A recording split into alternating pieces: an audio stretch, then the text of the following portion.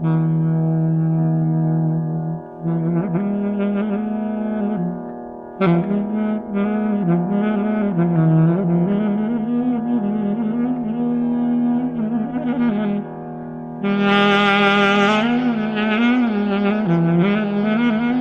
ಗುರುಭ್ಯೋ ನಮಃ.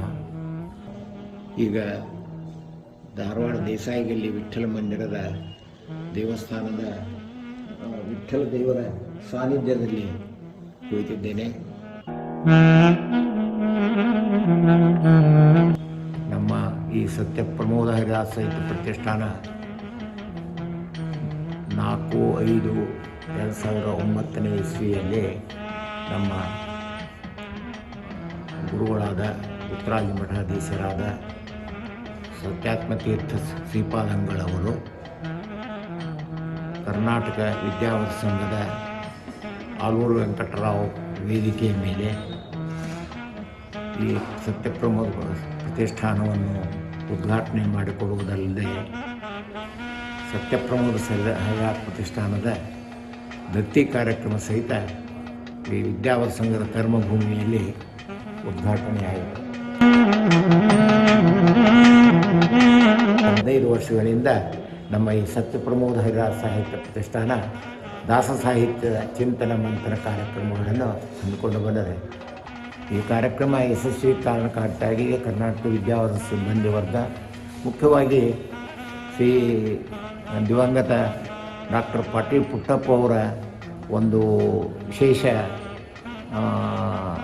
ಅನುವಾದ ಸಂಬಂಧದಿಂದ ಮತ್ತು ಈ ಕಾರ್ಯಕ್ರಮದ ಬಗ್ಗೆ ಗೌರವವಿರುವುದರಿಂದ ನನ್ನ ಅಧ್ಯಕ್ಷತೆಯಲ್ಲಿ ಕಾರ್ಯಕ್ರಮ ನಡೆಯಬೇಕು ಅಂತ ತಿಳ್ಕೊಂಡು ಆಜ್ಞೆ ಮಾಡಿದ್ದರಿಂದ ಅವರ ನೇತೃತ್ವದೊಳಗೇ ಇಲ್ಲಿಯವರೆಗೆ ನಡೆದುಕೊಂಡು ಬಂದಿದೆ. ಕಾರ್ಯಕ್ರಮ ನಡೆದಾಗ ಪಾಟೀಲ್ ಪುಟ್ಟಪ್ಪ ಸಭಾಭವನವು ಕಿಕ್ಕಿರಿದು ತುಂಬಿರುತ್ತದೆ. ಅದಲ್ಲದೆ ಕೂಡಲಿಕ್ಕೆ ಸ್ಥಳಾವಕಾಶ ಇಲ್ಲದಂತೆ ಜನರು ಆಕರ್ಷಿತರಾಗಿ ದಾಸ ಸಾಹಿತ್ಯದ ಚಿಂತನೆ ಮಂಥನ ಕಾರ್ಯಕ್ರಮದಲ್ಲಿ ಭಾಗವಹಿಸುತ್ತಿರುವುದು ನಮ್ಮೆಲ್ಲರ ಹೆಮ್ಮೆಯ ಮಾತಾಗಿದೆ. ನಮ್ಮ ಕಾರ್ಯಕ್ರಮ ಉದ್ಘಾಟನೆ ಮಾಡಿದ ಸತ್ಯಾತ್ಮತೀರ್ಥ ಗುರುಗಳ ಅನುಗ್ರಹದ ಬಲದಿಂದ ಈ ಕಾರ್ಯಕ್ರಮ ಯಶಸ್ವಿಯಾಗಿ ನಡೀತಾ ಬಂದಿದೆ. ಅವರ ಗುರುಗಳಾದ ಸತ್ಯಪ್ರಮೋದ ತೀರ್ಥರ ಹೆಸರಲ್ಲೇ ಈ ಪ್ರತಿಷ್ಠಾನ ಇರುವುದರಿಂದ ಇದಕ್ಕೆ ಇನ್ನೂ ಹೆಚ್ಚಿನ ಗರಿಮೆ ಮತ್ತು ಒಂದು ಶ್ರೇಷ್ಠ ಮಟ್ಟದ ದಾಸ ಸಾಹಿತ್ಯದ ಕಾರ್ಯಕ್ರಮದಲ್ಲಿ ಭಾಗವಹಿಸುವ ಪ್ರತಿಷ್ಠಾನ ಅಂತ ಗುರುತಿಸಲ್ಪಟ್ಟಿದೆ. ಇದರಲ್ಲಿ ಎಲ್ಲ ಮಾಧ್ಯಮದವರು, ಪತ್ರಿಕಾ ಮಾಧ್ಯಮದವರು, ದೃಶ್ಯ ಮಾಧ್ಯಮದವರು ಅನೇಕ ಈ ಕಾರ್ಯಕ್ರಮಗಳ ಬಗ್ಗೆ ಎಲ್ಲ ದಿನಪತ್ರಿಕೆಗಳಲ್ಲಿ ಮತ್ತು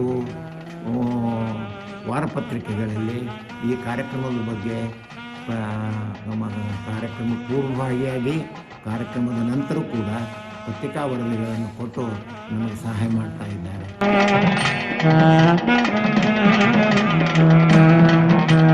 ಸುಮಾರು 15 ವರ್ಷದಿಂದ ಈ ಕಾರ್ಯಕ್ರಮ ವ್ಯವಸ್ಥಿತವಾಗಿ ನಡೆದುಕೊಂಡು ಬಂದಂತ ಹೇಳಲಿಕ್ಕೆ ನನಗೆ ಅನೇಕ ಸಂತೋಷವಾಗುತ್ತದೆ. ಈ ಕಾರ್ಯಕ್ರಮ ಈಗ ಮುಂದುವರೆದು ತಮ್ಮಲ್ಲಿ ಅಂದರೆ ಅಮೇರಿಕಾದಲ್ಲಿ ಫಿನಿಕ್ಸದಲ್ಲಿ ಕೃಷ್ಣ ವೆಂಕಟ ದೇವಸ್ಥಾನದಲ್ಲಿ ಈ ಹರಿದಾಸ ಧ್ವನಿ ಎಂಬ ಕಾರ್ಯಕ್ರಮದಿಂದ ನಡೆಯಲಿದ್ದೆಂದು ತಿಳಿದು ನನಗೆ ಬಹಳ ಸಂತೋಷವಾಗಿದೆ. ಕಾರ್ಯಕ್ರಮ ಯಶಸ್ವಿಯಾಗಲಿ ಅಂತ ನಾನು ಹಾರೈಸಿ ಎಲ್ಲ ಯುವ ಕಲಾವಿದರಿಗೆ ನಾನು ಅಭಿನಂದನೆಗಳನ್ನು ಸಲ್ಲಿಸ್ತಾ ಇದ್ದೇನೆ. ನಮಸ್ಕಾರ.